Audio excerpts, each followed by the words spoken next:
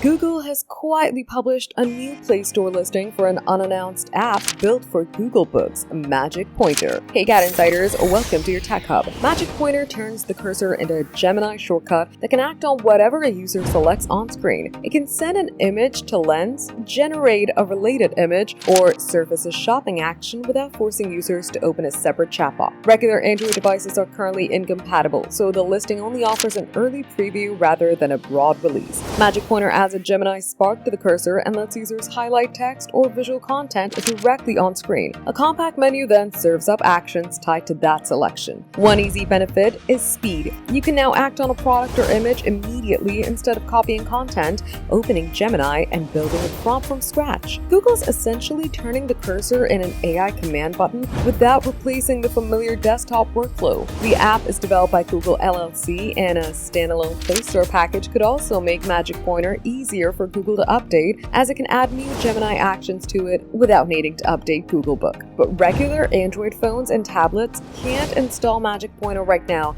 and there's no word about when Google will make it public for consumers. And that leaves the listing as a useful glimpse of Google's desktop AI plans, but not something most people can test today. Google's expected to share more Googlebook details this fall, which should clarify whether Magic Pointer becomes a core feature or remains an experiment tucked behind incompatible hardware. For more updates, subscribe to GadInsider, like and share the video, and don't forget to press the bell icon so you never miss any update.